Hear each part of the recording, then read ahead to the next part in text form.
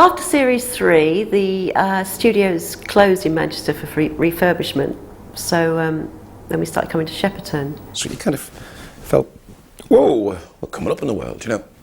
Got sort of nostalgically missed going up and down to Manchester for about, I don't know, 20 minutes, and then we got used to being in Shepparton. Some great advantages. We had the setup all the time, which is great, so we could be much more inventive. Made you feel like a movie star for a start. All of a sudden we'd gone from like BBC Manchester with all its facilities, where you could never get away from the fact that it was studio floor, you know. It's a bit like the original Star Trek ones, you know. There's so much you can do to build sets and things like that, but it always looks like a studio floor, you know. It's always flat and that kind of stuff.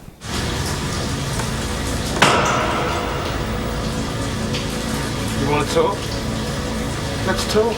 That made a really big difference. It was really good that they built the set and it was left up for the entire run of the series, so we were actually rehearsing on the set, which I would think in your average sitcom that's set in a house doesn't make any difference because we all recognise it, but because you know, there were low doorways to go underneath and funny corridors that we'd rehearse, and we'd work out a lot of stuff, a lot of business was worked out on the set, which was great, so that when you were in there you immediately knew where the cameras were going to be, because they couldn't be over there because there was a wall, so you'd know that. So it was a great help for us. You know, I think we got up to speed on those episodes much quicker because we were in the set.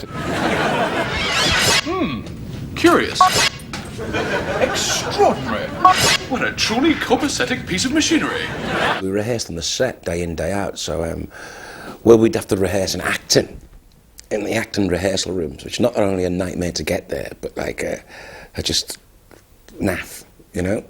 Rather than visiting some set, it was like, you know, this is where we work every day. It was a bit different.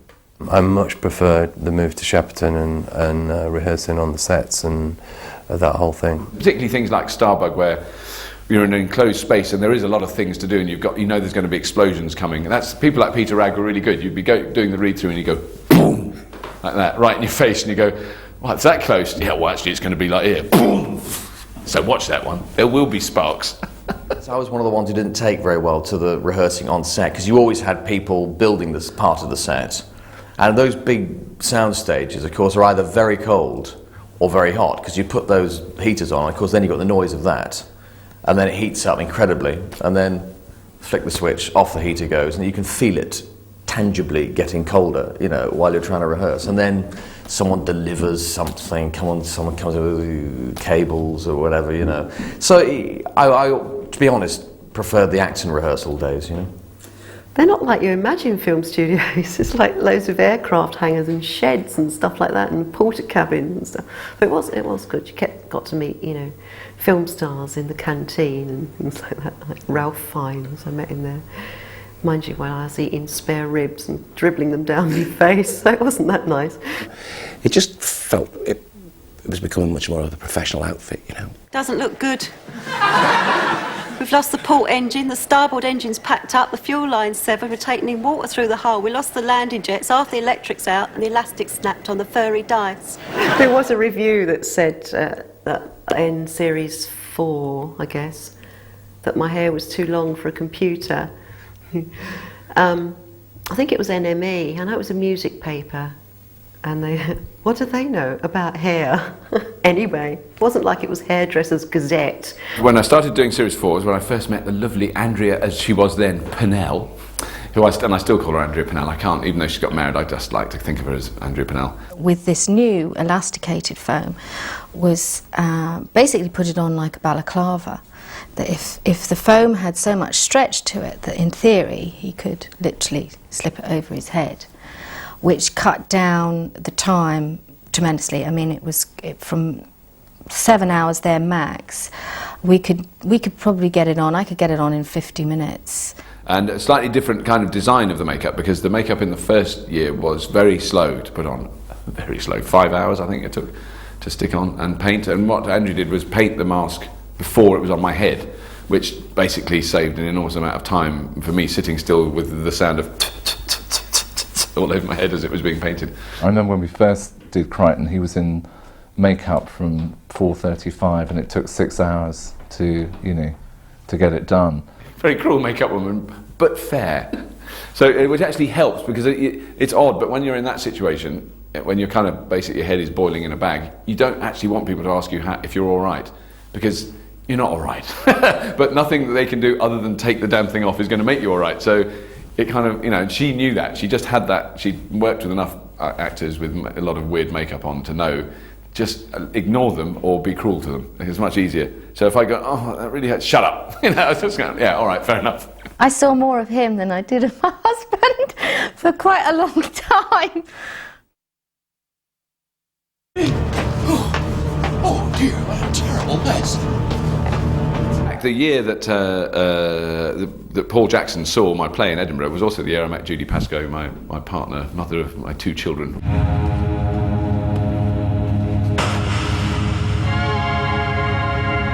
She was a stand-up comic and a writer and a performer, and had been in plays and things. And Rob and Doug just said, but with a kind of knowing wry grin, who do you think should play your girlfriend Camille?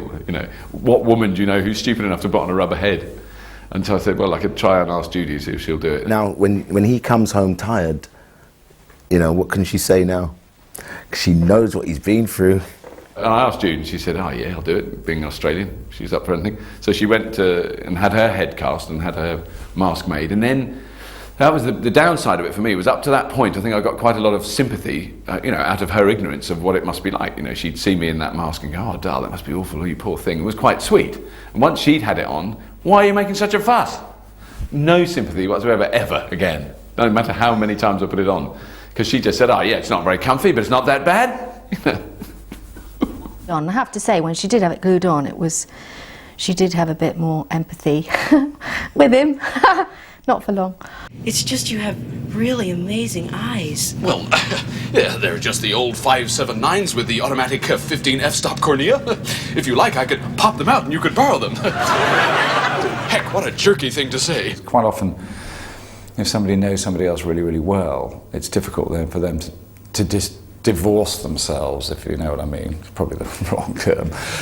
But to pull themselves back as if they're meeting each other for the first time. But they did it really well. They did argue at one point, which was quite funny, seeing 2 masks arguing, having words about, who's doing the hoovering and the washing up and stuff. There's a great photograph of Robert and Judy together in their heads. Apparently it's on their wall at home. It's a really good photograph. It's a good episode as well. I think she was really good. We did try and have a kiss when we had it on.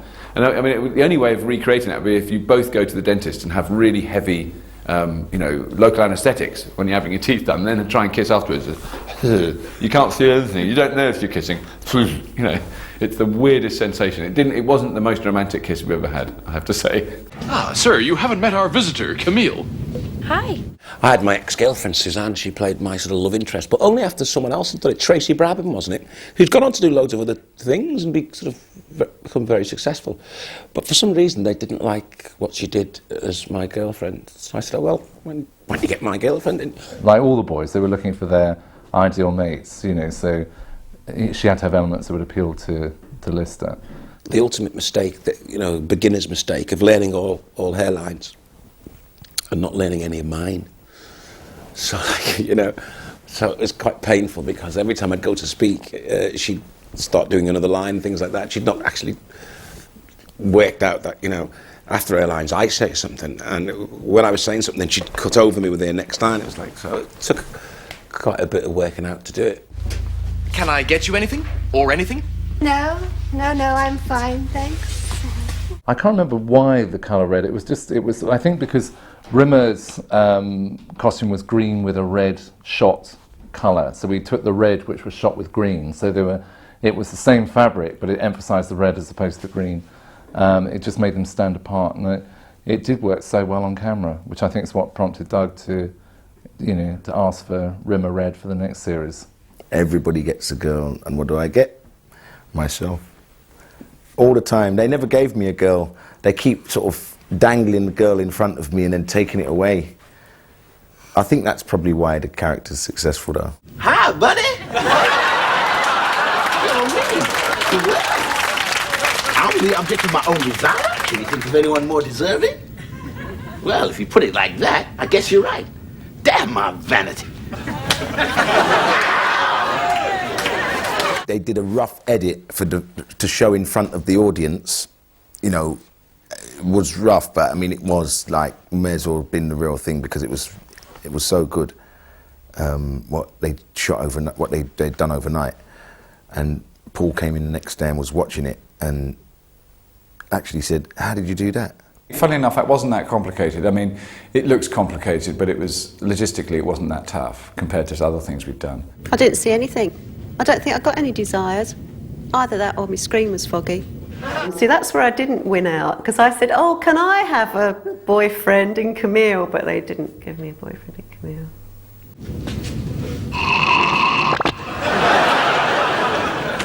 Mike Tucker, one of my assistants, volunteered to be inside it and actually move around and operate the snorkel and the eye, and become very attached to Robert.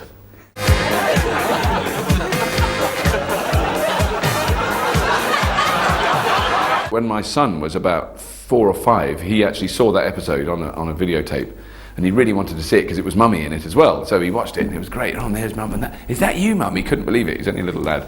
Is that really you? And then he later on that day he saw the whole episode. We didn't think anything more of it. And later that day he started crying, and I said, "Oh no, what's the matter? You know what's happened? Has little Johnny punched you?" And he went, "No, Mummy turned into a blob." And we just couldn't work it out. And he was really upset. Mummy turned into a blob with an eye that came out like that. Camille was a sort of a great show. This pleasure golf is all things to all people. You know, the science I've always found in Red Dwarf has always been, although it's a comedy show and it's some of it's tongue in cheek and some of it's spoof and some of it's pastiche, the science has always been incredibly sort of spot on. Casablanca, what a movie. I must have seen it 1,000 times. Lister used to use it as part of my course. It's littered with examples of how lying can be noble. To get clearance, I think, to show Casablanca on screen meant probably that we'd have been left with one flat, half a bazookoid and a shoe, budgetfully. So it's probably better to talk about it. Now, in fact, I even did a film writing course where we analysed the script of Casablanca, so I knew that script really well. I mean, that was what was great about that episode. Probably I know the script better than the movie. I think I'd love to see the movie again. I haven't seen it for a while. I'm not a massive fan of it, to be honest with you. Of that era, there are other movies, that I would probably sooner watch. I sometimes wonder if I've ever seen Casablanca. It's one of those films that you feel you've seen without actually seeing it. That was also true about The Sound of Music, which I did eventually see in the sing-along of Sound of Music. But there's not being a sing-along Casablanca as far as I know. Play-along Sam Casablanca. I hadn't seen it for a long time until we came to that episode and I watched it again. Well, I watched the pertinent bits again, yeah. And it reminds you of how good it is. It's being remade with somebody. I know. Look, Casablanca, they've remade Casablanca. Philistines. I mean, how can you remake Casablanca? The one starring Myra Binglebat and Peter Beardsley was definitive.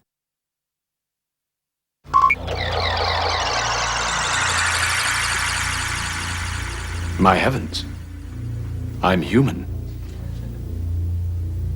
Yeah, but you lost your looks. When we recorded DNA, when I read that, I was really thrilled because I thought, oh wow, no more makeup. Crichton gets made into a human being, fool that I was. We always rehearse all week with Robert without his mask on and everything. So, obviously I was used to seeing Robert without the mask being Crichton in rehearsals. But when I actually saw it on screen, I kept having moments of panic, going, my God, they've forgotten to put his mask on. It happened to me a couple of times. I kept going, don't be stupid, you've seen him without the mask being Crichton. It's just on the screen. You just go, he hasn't got his mask on. What are we going to do? As a performer at the time, I never used to get that nervous going out in front of the audience. Because in a sense, I was very protected by that mask. And then, so it went from that extreme of being utterly covered. The only thing exposed to the air was my eyeballs. Nothing else had a breathing centimetre. And into that one where I had a surgical gown on with no back, which of course Craig constantly had to lift up to show the audience what I was wearing underneath, which wasn't a great deal.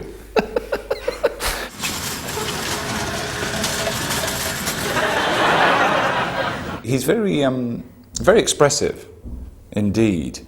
And that was one of the great advantages of working behind that mask, because his expressions could still come through all that foam and glue. And then to see him doing that unrestricted, it was almost like a caricature of the robot, which is bizarre, but great. I have spoken to people who were disappointed, when they saw what Crichton really looked like. I think there wasn't a review. There's certainly been like a comment in a fan website that said he's got a face like an uncooked pie, which I thought was particularly flattering. The most wonderful thing has happened. We found this machine and it's made me human. I can actually watch Red Dwarf. I don't find it uncomfortable to watch, because even though occasionally I hear a flat vowel coming out of Crichton's mouth, it's not me, it's another character, and I really enjoy the other guys. I love watching their work. I think they're very funny. So I can actually enjoy watching Red Dwarf, but that particular episode I can't look at. Greetings, fellow human. Oh, fellow human. How hollow those words sound now. Crichton's idea of what the best dressed man would wear.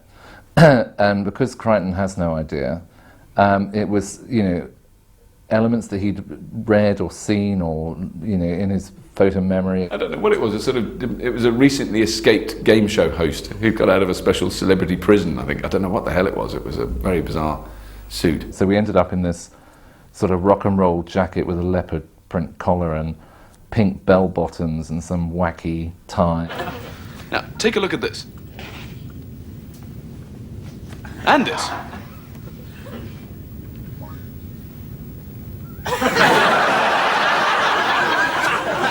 Brilliant scene. It was so well written, easy to play. And then, of course, the double Polaroid. I think the double Polaroid, it was someone's, the reaction from me, because someone photographed Mr. Wiggly. And of course, he said over the years various stories to various Red Dwarf fans. Hey, it was Bobby. No, it wasn't. Wouldn't need two for Bobby. Wouldn't even need one.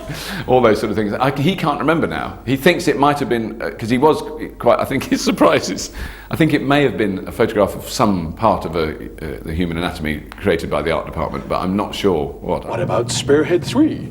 You can't just leave him here. He's got droid rot.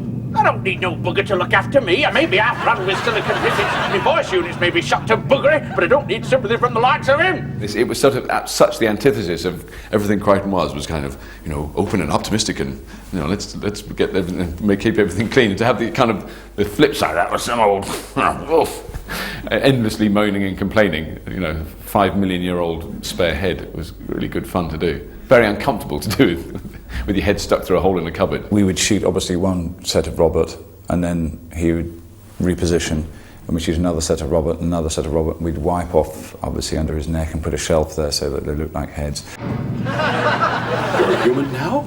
That's right, Spearhead One. Our wildest, most incredible dream has come true. That was one of those ones where, you saw everyone else going home. Yeah, see you tomorrow, guys, yeah. Right, head back in the cupboard. At some point in their lives, most people wish they were someone else. This has gone back years before the accident. Kachansky just finished with me and I was feeling really pony. The Lester Kachansky continuity did change, it's true. In the original series, it was a kind of peripheral relationship. They didn't really date. Then when we wrote the first novel, they did date. And then when we wrote the series, we kind of mixed it all up and contradicted ourselves, contradicted the novel and contradicted the TV series. In a charming way, though, that we knew wouldn't irritate anyone. You'd think he'd pine for something that he'd had and been taken away from him. But if there's pining for something that he never had, it's a much more difficult concept to sustain. So yeah, it was good that they sort of changed that continuity and sort of made it out that we sort of at least had a sort of a furtive fumble, as it were. What have we created? We've created the mutton vindaloo beast. Half man, half extra Indian curry. With any sculpture, you have to base it on something. So we based this particular sculpture on, again, one of my assistants called Paul McGuinness, who is very tall, very thin. Paul sculpted this up himself and actually wore it for the purposes of the filming. I don't believe I've running away from a psychopathic curried man. When I say finished it the night before, I mean finished it the morning of being seen on camera. So Paul was extremely tired. It was extremely hot in that costume, and from time to time Craig was seen kicking the curry monster, saying get up, because it was Paul fast asleep on a table. Did it work? Kind of. What you mean, kind of? I mean, kind of.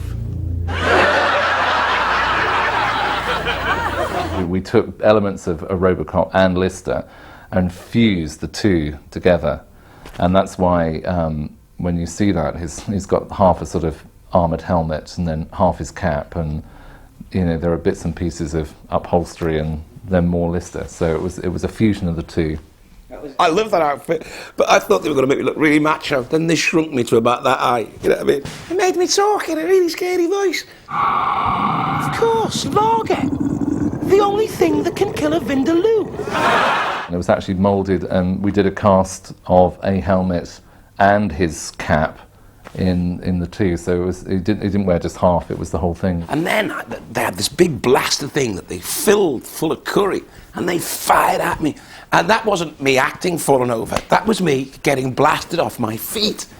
And all good fun, you know. I mean, you couldn't feel it because you had this big sort of fiberglass sort of Robocop shell suit sort of thing on. Not like a Liverpool shell suit, kind of a shell, crab-like, I meant.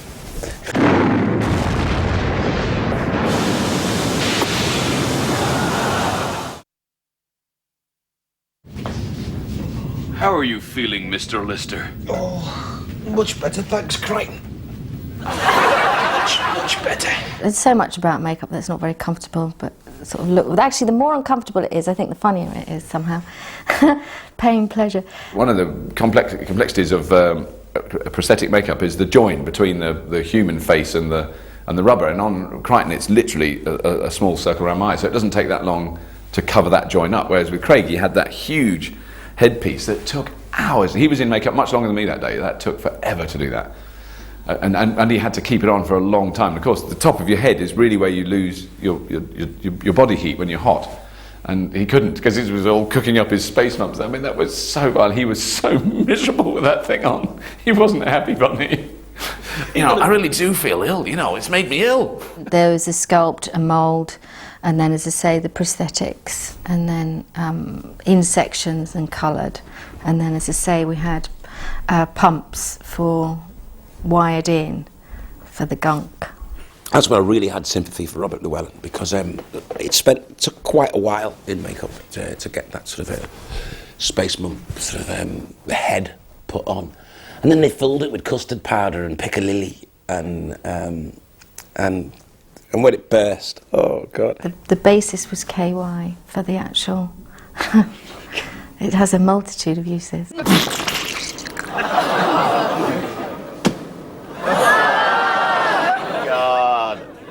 His head burns.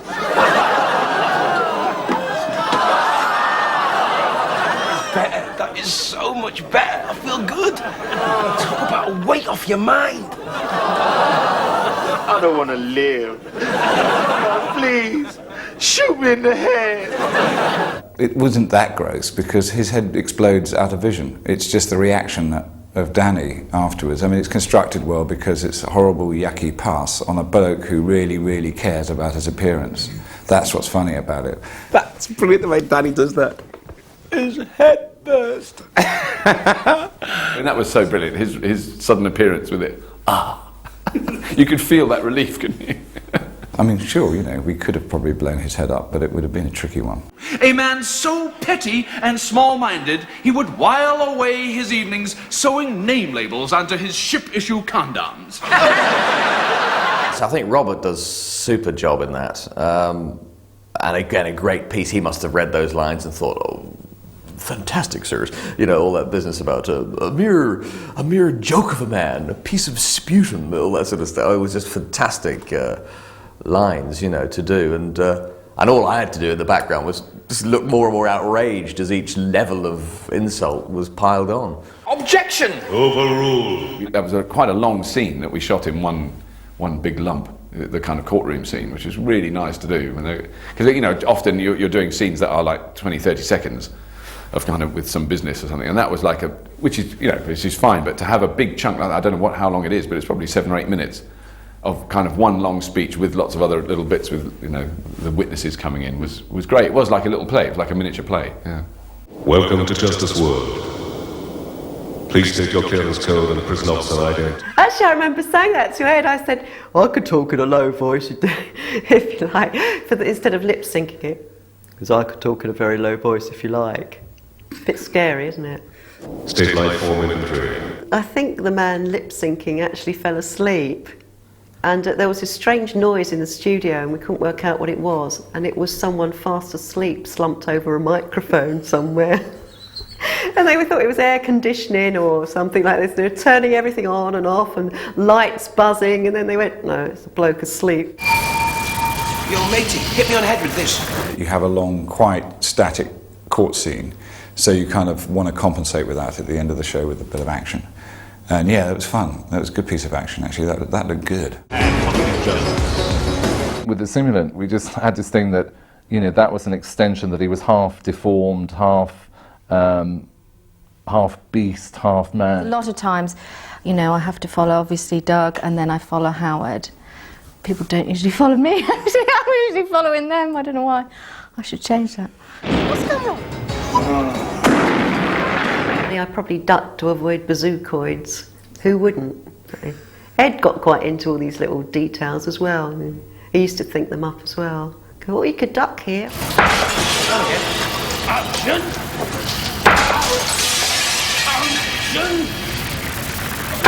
Those objects that I was getting hit weren't that bloody breakable either. They were really big, thick plastic, sort of wax things.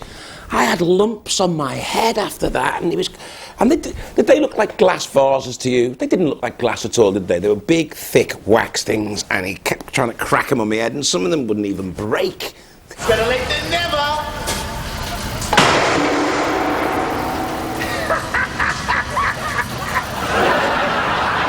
It's really hard to fall backwards without bending your knees to suppress the fall. You know, so you actually have to just stay there and fall like, you know, timber over. Yeah, and that's daunting backwards, even though there's a crash mat there. Psychologically, it's still daunting. One sequence from that particular episode, which I really liked, was these boots that Peter Ragg, genius, invented. Rat traps involving the closing up of the tongues to trap the foot in the boot. Blue screened of the boots walking on their own. A material that one could explode. Then the actors walking around in them in a remarkably stupid manner.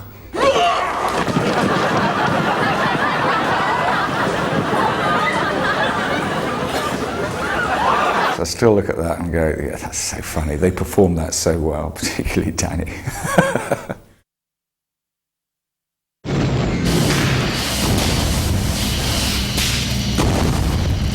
Rob Grant gave me something that made me throw up about 180 times. And I just couldn't. I came into the studio, but I couldn't get my coat off without throwing up. It was very nice. It was lovely. Should have filmed it, really. White Hole was the episode that Ed didn't end up directing. He directed the pre-record the day before, but I don't think he did. Well, he definitely didn't do the one with the studio audience because, how should we put this? Some people thought it was because his wife was having a baby, but it actually wasn't. It was, we had, well, I'll say food poisoning, yeah. We'd had a child earlier in the week who was born, and then at the end of the week I contracted Doug's and Rob's food poisoning virusy thing. Yeah, I just couldn't do it. I've never missed a studio or a day of filming or anything before, but it's difficult to do it when you're being sick. Paul Jackson, who was effectively my first contact with Red Dwarf, had kind of moved on. I think he ruled most of Western Europe by then or something. He'd certainly become, you know, he'd become a sort of big TV executive, so he wasn't directly involved with the show, although he used to always come and see the recordings. He was still involved in it on that level.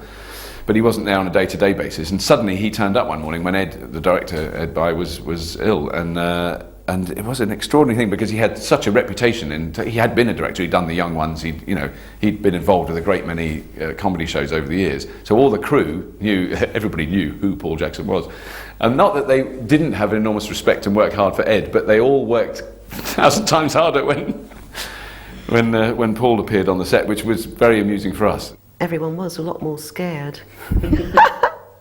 Because he's a bit notorious, but he can possibly have a temper. I've never seen him actually have a temper, but probably that's the best thing, to have a reputation that you've got a temper, and then you don't even have to lose your temper because you've got the reputation. At the time, you've got to imagine Paul Jackson was basically the god of comedy. This is like, this is like sort of Michael Jackson. He was the, you had Michael Jackson and you had Paul Jackson. Ed was ill and Paul came in and thought he did a great job, but frightened the life out of everyone before I know, do you know what I mean? Suddenly the crew and admin staff doubled. I thought, hang on, I've not seen him, all these weeks. And, there were people sort of, dicing with death, hanging off the gantry, sort of saying, hello, Gov, I can get a light in here for you if you want. This sort of stuff was going on. And, the effect that the great Paul Jackson has on cast and crew alike is something special. I swear to this day that I saw a technician pulling a nail out with his teeth. I'll fix that, Paul, no problem. Knocking it in with his bare hands to rebuild the set just the way it should be. I think Danny might have chosen his first morning of all mornings to be late, which, punctuality and Danny John Jules. That was wonderful. Danny has a problem with time, but I think I put it down to his exposure to science fiction. That time isn't a simple linear experience, particularly for Dan. It's a sort of hybrid wibbly-wobbly thing that's swirling in space. A Danny story, which as he walked into the studio on that day, he started walking past, carpenters and guys building the set, and he said there was a strange air about the whole place. He said carpenters were banging nails in with their heads, and he thought, what's going on here? And then it became apparent Paul was back. I got to Shepparton a little tardy and sort of walked in, thinking, I can whitewash Ed anyway, so kind of thing. Ed's all right. He'll shout, just, but he'll be all right after 1 minute. Got in there, and the first thing I heard was, my God, where have you been? Paul's directing. Ed's sick. And I'm like, what? And that particular day, unfortunately for him, he was late on a shoot day, which actually, to give him his due, he never was. It was rehearsals Dan used to roll up a bit late for. But when we were actually shooting and when we were on camera, he was never late, except that day, which was a bad move. Danny's comedy timing has always been perfect, and there was nothing funnier than him being late with Paul. So I walk onto the studio floor, and Paul's in there, and he's looking like this. He's rolling up his sleeves, going, "Oh, it's great, innit? I haven't directed for 7 years. You certainly know your friends are, didn't you? Hey, what was it? Dead cow in the road?" So Danny kind of walks on going, "Hi, everybody!" On the day that the boss man is in. And he would have got a ticking off from Ed quietly in the background, but he got a very quiet ticking off from Paul Jackson, but right in the middle of the set where everyone can see. Come here, Dan, come here. You're late for me on the one day. All we could hear, and I was very near, but all I could do was, still love you, do your job. And Danny was kind of, thanks, Dan, thanks for your help. Oh, but Danny, I've never seen, Danny went white. Danny Jules went white. You just don't know where to look after that because, Paul's a stickler for, being on time and being ready to go. So, there he is, as he said. He hadn't directed for 7 years. There he is in Shepparton, taking over from Ed at the the sound of a phone call, and he's there before me. An action no longer leads to a consequence. So what is it? I think we've experienced this period of time before, sir. Only joking. And that one. If it was only 2 lines, it was all right. It was when it was like 15 lines, we'd had to move and then do, we'd suddenly be sitting in different places and look at each other. And we'd stop, then we'd go to the next bit and go to the next bit and all that kind of stuff. And it was all, And all very much, you have to think about it, you have to concentrate on it. And when you work with people who, I just say concentration's not their forte. You just start to think, oh, this is going to take forever. The audience find it very funny when the cat just asks the same question. I don't know why, but all my scenes where he's asking those questions or repeating the same thing over and over again, they just find it funny. But on the night, he's always on the money. You've got to give him that. He's like a consummate professional once the cameras are rolling, you know. So what is it? Oh, someone punch him out. And it's that kind of comedy of repetition, which you think you reach that point where no, don't repeat it 3 times, repeat it 9 times, and then it becomes very, very funny. No, it was great.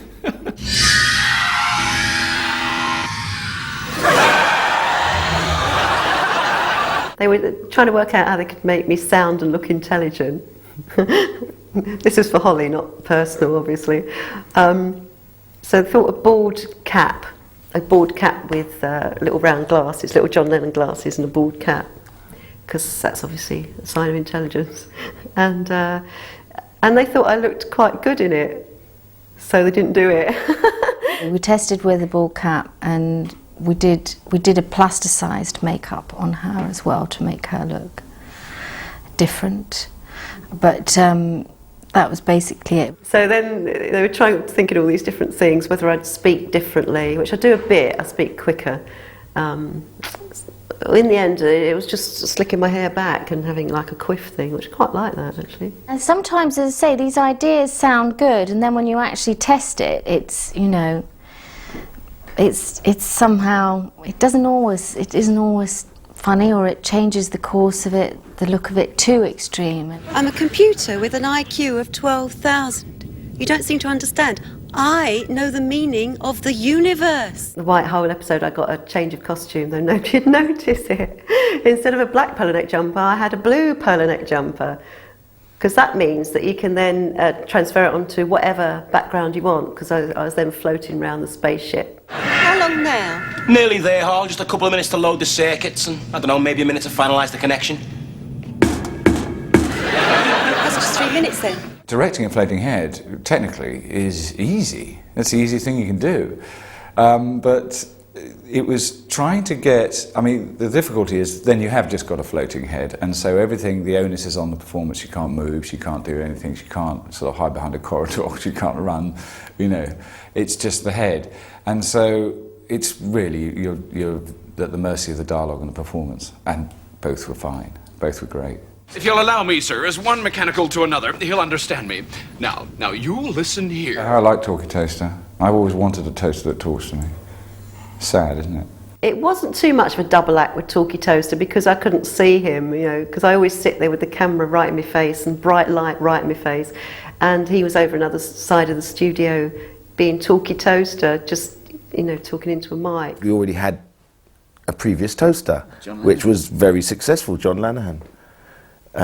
You know, then it was like, but everybody loves the toaster, they're not gonna get into someone else, even if it is David Ross. I was slightly anxious about meeting because I thought, oh God, maybe he's really bitter and he thinks I've stolen his part. And he was so happy that I was doing that part. Made a great talkie toaster. He's mad as a box of frogs.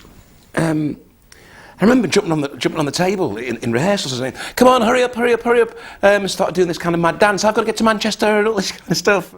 Can I ask just one question? Of course. Would anyone like any toast?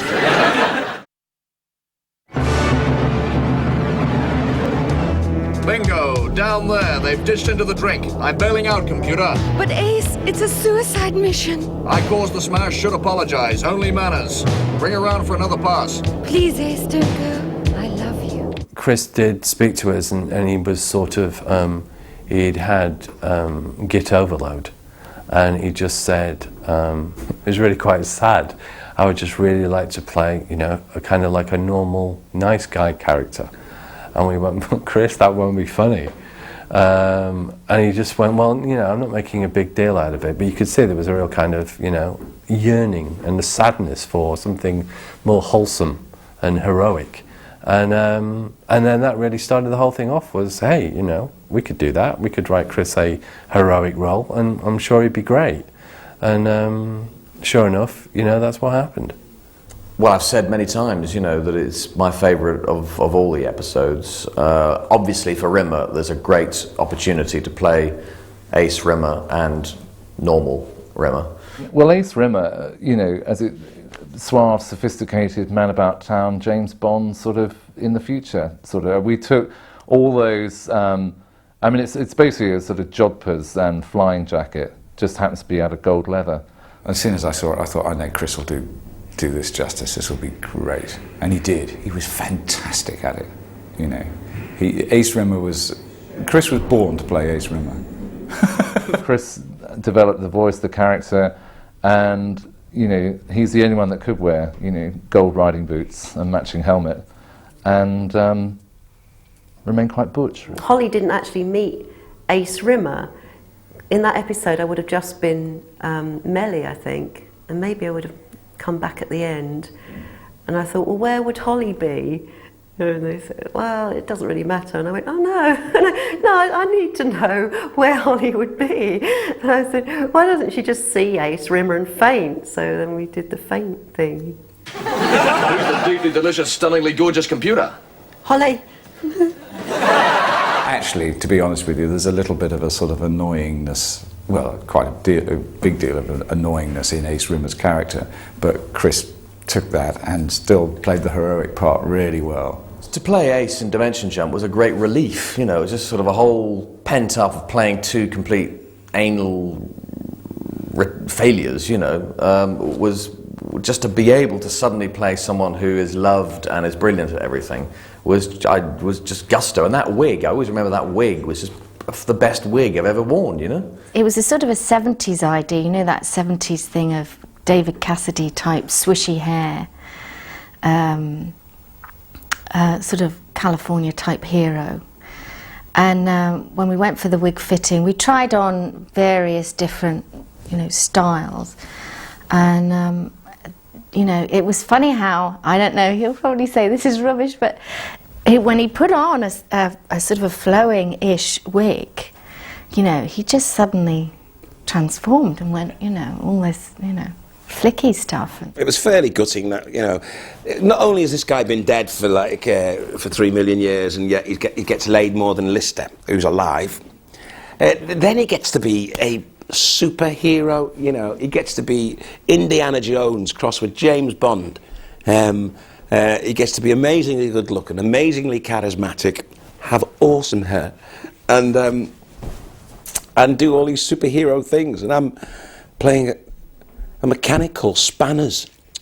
It's like, I really, really knew I'd annoyed him again that week. When Ace comes back in a later series, the wig just wasn't right. It was more like a thatch. It looked like a wig. It sort of didn't move much, But the one in Series 4, I could walk down the corridors here in Shepparton, and people who I'd known for years, like Paul Jackson, just would glance at me and then walk on as if to say, oh, I've not seen that lighting engineer before. Who's he? And then suddenly you turn around and think, my God, that's Chris in the Ace wig. It really did have that effect, and it was fun wearing it. And then apparently it was stolen. According to Andrew, it was stolen at some point, that wig, so it must have been a good wig. The original one, went missing, which we ended up, because as I say, we had to reuse, because Ace came back, and we had to get it made again, and we never tracked down. I don't know, my theory is maybe Chris has got it. It was very hard getting the wig back off him. In fact, I think the wig disappeared. In fact, I think he's still got the wig now and wears it frequently at home. I wouldn't be surprised.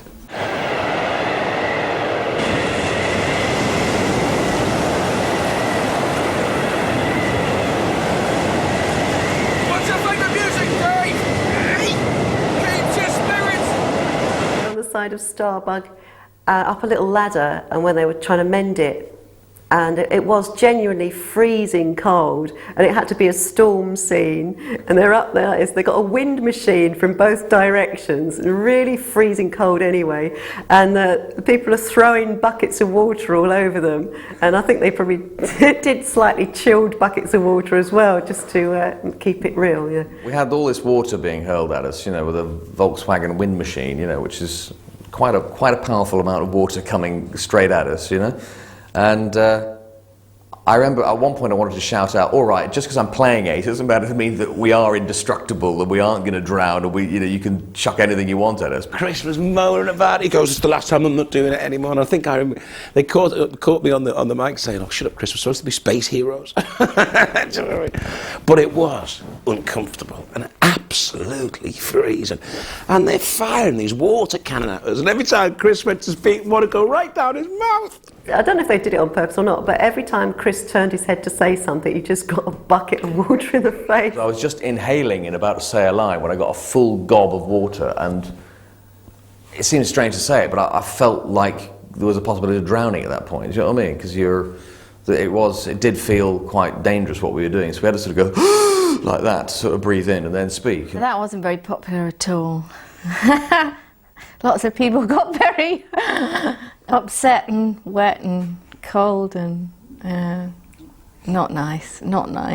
I think me and Chris had a very sort of edgy relationship at that stage, which helped the characters in many ways. It came across on screen anyway. It helped it come across on screen because, on screen we're protagonists. We wind each other up, and in real life, me and Chris we jarred along a lot in this sort of period between 2, 3, 4, and 5. Me and Chris really had a very uncomfortable relationship. Do you know what I mean? And which comes across on screen, which works for the show. But I feel much better about it now. We have a much closer, more sort of friendly relationship now, and based on sort of mutual respect, I suppose. I don't think we had that back then, and, which really worked for the show. But so we'd wind each other up, and with him going, throwing his toys at the pram, going, "Oh, I'm not doing it again. It's the last one. Shut up. We're supposed to be space heroes." We were just we're like man and wife.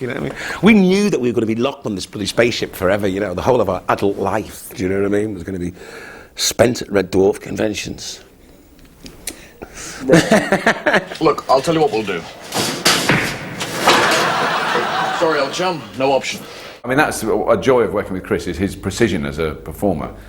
It's a joy to work with that, because I'm a sloppy performer, I'm sure, and a bit wobbly and kind of crash into things. And Chris is so precise, and his timing is so spot on. You want to get it as precise as possible without actually, making contact, and I aim to be equally as complimentary to him on his reaction, which I think in many ways is more important than the punch, And that punch took me by surprise. I mean, it was so quick. You go, yes, well, I'm going to have one thing, bang! No, I do remember that very well. And I had a very restricted space to fall in, because that was done in the cockpit of Starbug, so I had to be really careful where I fell, because there were kind of bits of wood and angle iron and camera stands right behind me, so I had to sort of fall there, which luckily we did. If you're interested, I'll be in my quarters, covered in maple syrup. I got to play someone else as well, Melly, with arms and legs and a different hairstyle. That was my hair as well. People always think these things are wigs. People often thought the Holly hair was a wig, but no, I've had this, my hair was like this before I did Red Dwarf. I don't know if it had been different. I don't know if Holly would have been different, or if it had to have been cut like this, or no idea. Actually, I did a gig once, and this bloke came up to me afterwards and said, "Oh, I'm glad I've met you and seen you live, because I used to think you were Norman Lovett in a wig." I was absolutely determined that we'd see her legs, so I put her in a skirt. And also Robert was in that civilian sort of look, but it was that sort of futuristic office wear, but I wanted that slightly sort of Blade Runner 1940s pencil skirt, heels, and it was our one opportunity for Hattie to prove that she's not just a head. I got to know what it was like to actually go for a costume fitting and wear an outfit, and yeah, that was good. How's little Tommy? He's pulled through. Be on his feet in no time, thanks to you. Sitting by his bedside day after day, night after night, holding his hand, reading him stories. Originally, Danny's part in Dimension Jump was supposed to be a kind of slobby, down-and-out cleanup. But then we wrote that, but then when we got to kind of rehearsals, we realised that it was a kind of, it was a negative stereotyping thing, and we didn't want to go down that route, and so we changed it then to a padre, which in a way I think was more interesting for Danny and kind of more charming as well. Everyone just thought, well, especially me and Danny, just thought that, you know, it'd be nice if Chris is going to be a superhero, it'd be nice for Danny if he could be a more positive black role model than a slobby Cleo. And then the guys sort of said, yeah, fine. Well, when Queeg, you know, we end up cleaning the floors and all of that in the overalls and that, you know, we've actually been through those kind of characters anyway. You know, there's me and Craig on our all fours, the two black guys in the show cleaning the floor, but the black guy is the one that told them to do it. Sometimes you just don't think about these things, you know what I mean? It's sort of like, you know, it's easy to say, okay, well, let's flip it. Rimmer's a git in real life, let's make him a superhero. The cat's super cool in real life, let's make him a slob. But there are sort of other implications that sometimes you might need to think about that perhaps the lads hadn't sort of thought about it, not consciously, and they at least they say it, you're not racist, you know. But there's a good debate. It's ridiculous because we had the most politically correct show on the telly anyway. It's a top-rated BBC sitcom where two of its leading participants are of colour, and the colour of their skin is never mentioned. Race is never an issue. It kind of says that in the future, you know, well, once we came from Africa, one day we'll come from everywhere, you know, and well, it's all just like this melting pot, and race won't be an issue in the future. And I think that's one of the sort of good sort of things that comes out of Red Dwarf, you know. Colour has never been mentioned in 52 shows. I mean, what more do they want? When people think about Red Dwarf, they don't even think I'm watching a sitcom with two white guys and two black guys and a white woman on the telly. It doesn't even, you'd never describe it like that. If it was the latest drama, you know, the latest £10 million drama and the black guy was the cleaner, I mean, you know, then you could sort of look at it and think, oh, you know, come on, you know, let's make him in the window cleaner, you know, something different, you know, but in Red Dwarf, no one would have batted an eyelid. Well, if it was a sitcom set in a shoe shop, it would be the two black guys and the two white guys, and you know there would be all that kind of racial pressure, which I think is the real strength of the show. It's great. It's never referred to. Two black guys into anything else on television, and they'd be constantly discussing their role in society and the fact that, you know, they're black and stuff like that. And I hate that kind of television. Do you know what I mean? If there was a cat priest, you know, that would have been him. You know, kind of happy-go-lucky with the pipe, West Indian. It was such a sweet character. It was like, oh, you know, oh, little Chillum, come on to me, you know, and it's all that kind of, with the pipe and the grey hair. I mean, I'm not sure of the history of which inspired which, but I've certainly seen Danny do a kind of delightful old Jamaican gentleman type character before we did that, and I would think there was, you know, I mean, that was the thing with Rob and Doug. They would watch us very carefully, and we weren't aware of it at the time. But we'd be sitting at lunch doing sort of silly, you know, asking about, and Dan would probably go, "Me chillin', come over on the Sunday and have the lunch," you know, or whatever it would be. My classic Jamaican, and I think they would have seen that and gone, "Oh, wait a minute." It totally sounded different, you know, as far as accents go in the show. You know, it was such a different sounding accent that had been on Red Dwarf before. I know this probably won't interest you, but I'd hate myself for the rest of my life if I didn't at least suggest it. Suggest what? If you're interested, I'll be in my quarters at lunchtime, covered in Tarama Salata. I didn't mind that one though, because I had big eyebrows. I had really, really big stuck-on eyebrows. I mean, they took a hell of a long time to stick on the eyebrows. I'll be covered in Tarama Salata. Oh, that was great fun doing that show. It was really good. Well, some people might say it's that devilishly brave and handsome guy in the cockpit that did it. This is a grown-up job in theory, and we're all dressing up in silly costumes and doing these silly one-liner gags, but it was great fun. And Chris, as Ace Rimmer, was, you know, the first time I saw him with that wig on, and it just affected his whole personality. He just couldn't help it. He became cooler. Even, you know, having a cup of tea, the way he held the tea was like with a little bit more certainty. Where's my "what a guy" line? Because everyone had a "what a guy" line. So I thought, how badly could I have done it that they cut it out? How badly can you say "what a guy"? I'll try and say it now as Melly. What a guy. What a guy. It wound up with Ace Rimmer being covered in kippers. You're right. And I think we shot it and we did the freeze frames and we did everything so that it really would become the end of the episode. And then we cut it. Ready? I'll smoke him a smegging kipper.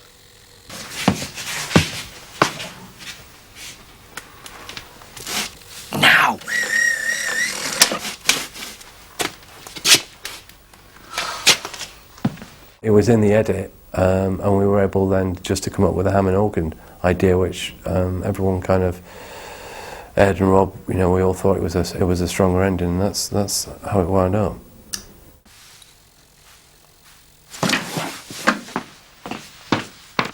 What the?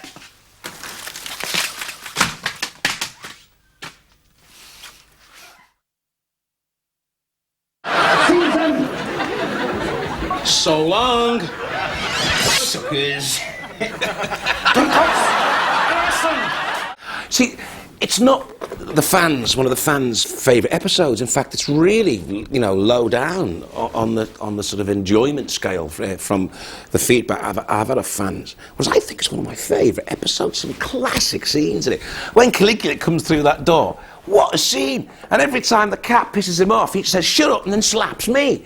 Silence, scum! Shut up!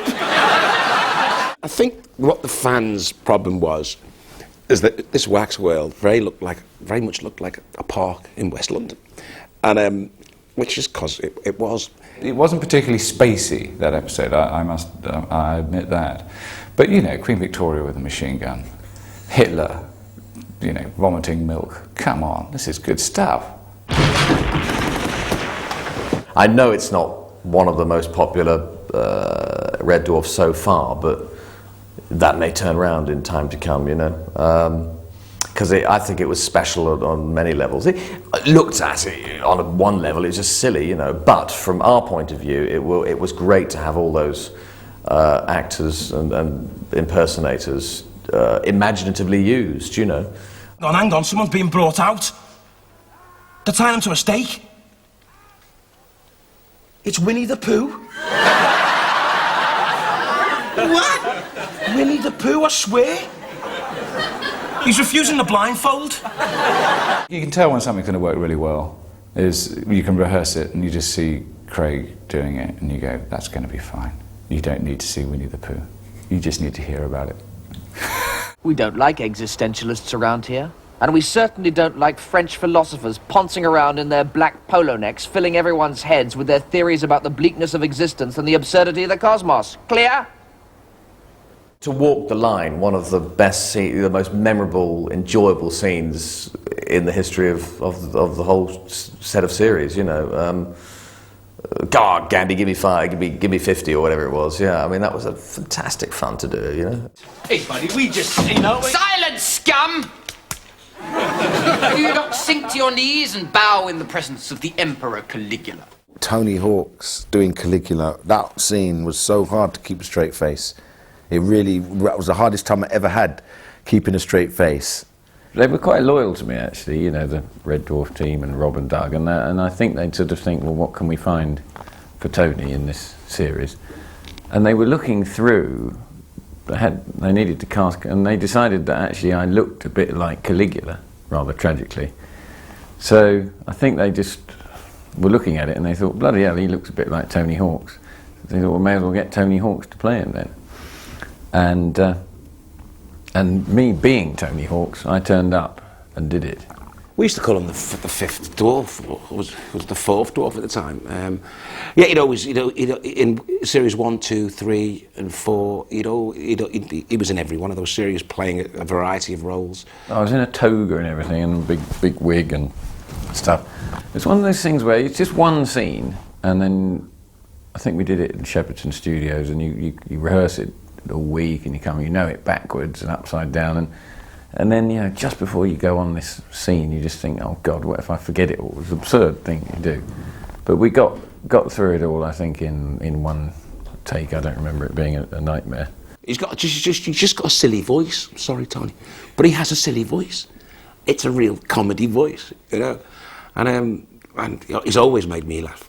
Always made me laugh, even when he was just doing stand-up stuff, like singing about coming from Swindon and things like this. And Abraham Lincoln was so energetic. It was like me and Craig, it was like being in a gale force wind. Every time he opened his mouth, he was Jack Claff, top, real big Shakespearean actor, playing Abraham Lincoln, sort of just came in, storming in. We were like, God, are we doing enough in this scene? All our best warriors are gone, man. John Wayne, Sir Lancelot, Joan of Arc, Nelson, Wellington, hell, baby, even Doris Day. Sergeant Presley. Okay, boys, reach for the sky. Let me see them understains. That line is all-time classic line. And the song, you know, the we are mean, Arnie Rimmer's Death Machine. All we do is kill and slay. Where if we get blown away? Hey, Hattie! Hey, Hattie! Arnie Rimmer's Death Machine!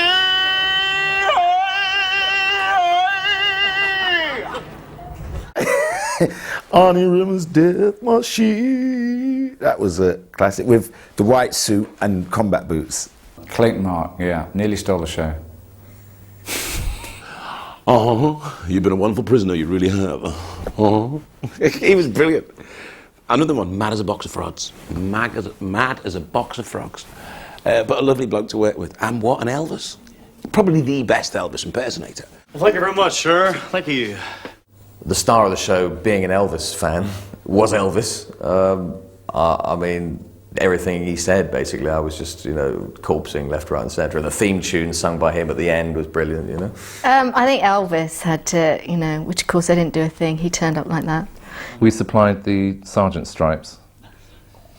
He was definitely kept us all amused, or bemused. I had a glut of choice during Meltdown. I could sit there with Queen Victoria or Marilyn Monroe or Laurel and Hardy and Father Christmas or anybody I fancied, really. Just swan around all of them. I think I chatted to Marilyn Monroe most of the time. It was an interesting edict to try and get all those people together, working away. We were given a list of everyone that was there, from Elvis to Mother Teresa to whoever. We hired lots in, I think we hired Hitler and so on and so forth. I remember Jill, my then assistant, sewing blue ribbon on white sheets the night before we filmed to make a Mother Teresa. Standing with the woman who played Queen Victoria, as she fired I don't know what, Thompson submachine gun with blanks, but extremely loud. I mean, painfully loud in a contained room. You know, it was deafeningly loud. And she pulled the trigger once, and it just fired one shot. She kind of dropped the gun. I went, that's. So we put earplugs in because she was in her 80s, I think, the woman who played it. And she stood there. She's got to give her due. She was very game for it. And this thing, you know, the shells firing out, big sparks, big flames coming out of it. I mean, very scary thing to be near, even if you're pointing it at someone else. I'm watching you, Gandhi. We were very concerned because we had this old guy who came in to play Gandhi, and it was something like 6 below freezing. It was so cold. We were filming outside in this field and they were all being blown up, and this poor chap, he came in and he couldn't stop shaking. He was so cold, and I was so worried. I went to the AD and said, look, I think, you know, he'll not survive. So they actually recast. They sent him home. He got paid, bless him. He must have been about 95, but he was so thin and so small, and I just thought he'd die. So they recast somebody else because he was only in a loincloth and a pair of specs. It's frightening. There's an awful lot of people that actually, you know, dress like that in the outside world and just came in and do it for a living. So actually, there's a lot of them I didn't have to do much makeup on at all, but I'll, you know, take the credit. All the people charging across the grubby field just down the road from Shepparton, such a glamorous location, freezing cold, running around in kind of full-length Indian saris, getting blown up.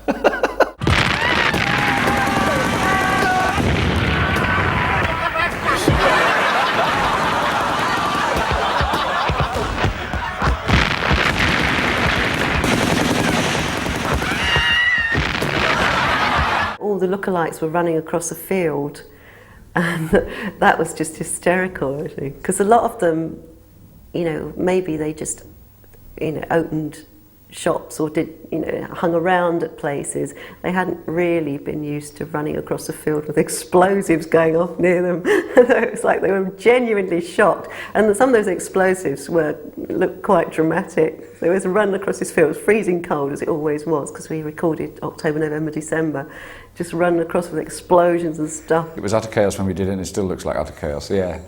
The idea was, Rob Grant said, wouldn't it be funny if people exploded and just sort of disappeared? And I think we probably borrowed that technique from Python. Smoking boot is always good for a laugh, yes.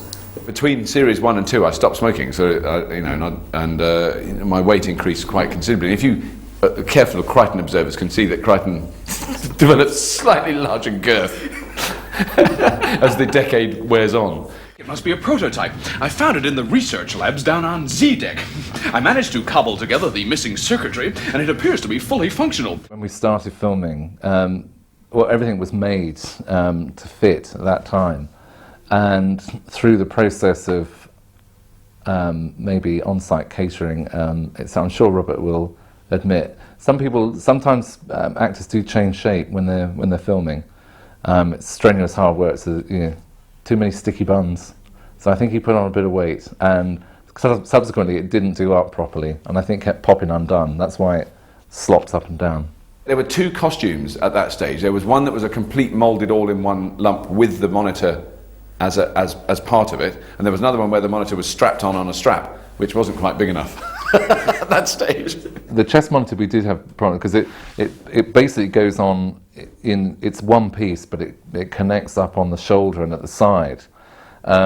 And it was, at the time, it wasn't very sophisticated. It was all done with poppers and Velcro.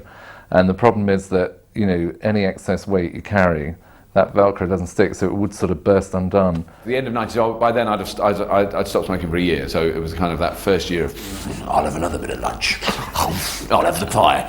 It was a bit of that, there was a bit of porking out going on. So certainly I think your face is very quickly affected by that, so they would have done a new cast and the new mask would have reflected that slightly increased width. There was a photo somewhere, and I think it's in one of the Red Dwarf manuals, and there's a picture and there's this bit of white, and I've looked at it for years and gone, what's that? And I've realised it's actually gaffer tape.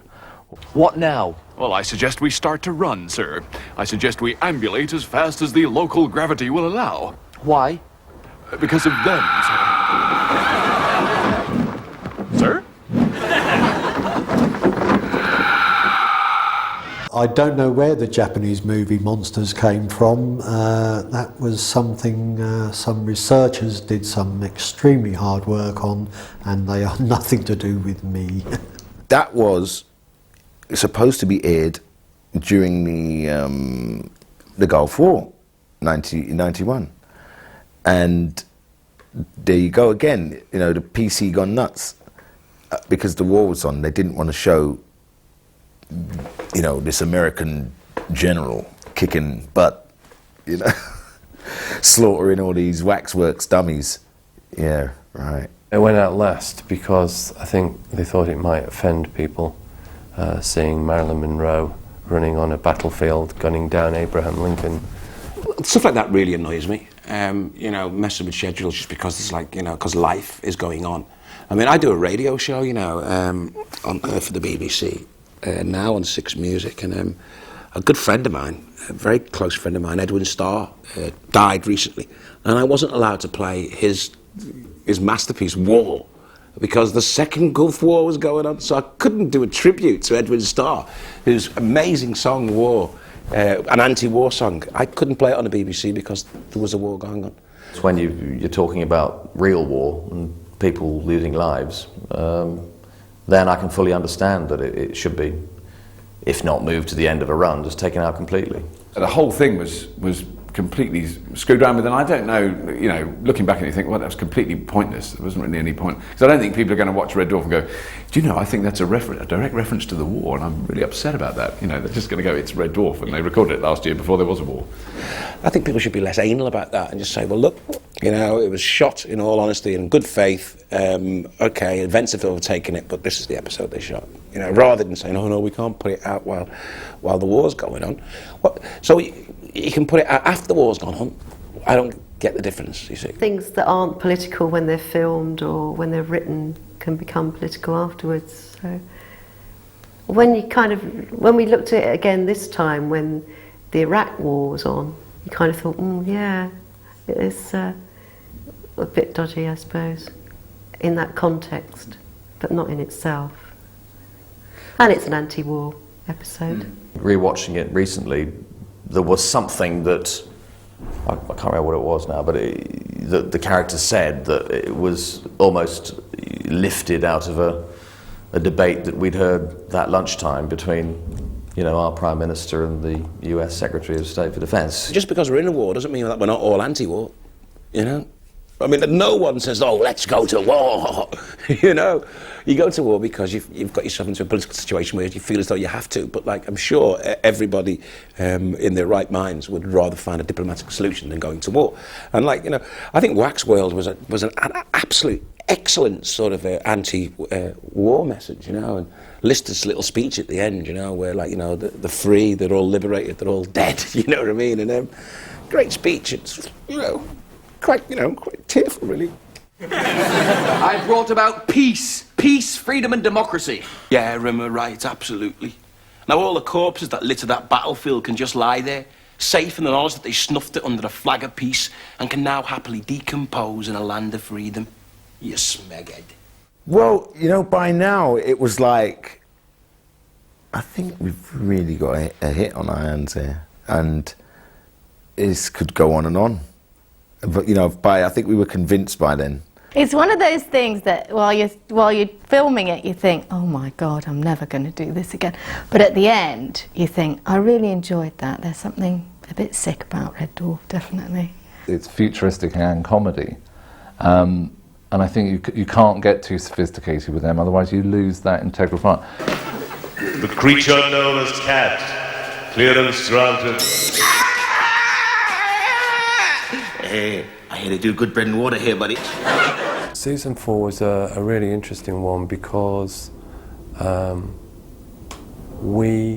each show cost about £250,000 to make, and we came in under budget by £150,000, which was unbelievable. And we were told after 3 shows that we couldn't have any more sets. And if you look at that black and white set in Justice, I mean, that probably cost 3 and 6pence. And at the end of the series, they were going, hey, get a taxi home. Do you want a curry? Have 4 curries. You want some lager, guys? You guys have worked so hard. Have a curry. Did we mention the curries and the lager? Oh yeah, well, have more. Take 4 taxis home. Desperately trying to spend this underspend. Which was, that was, I remember that so clearly, thinking, all that money could have gone on screen. Objection overruled.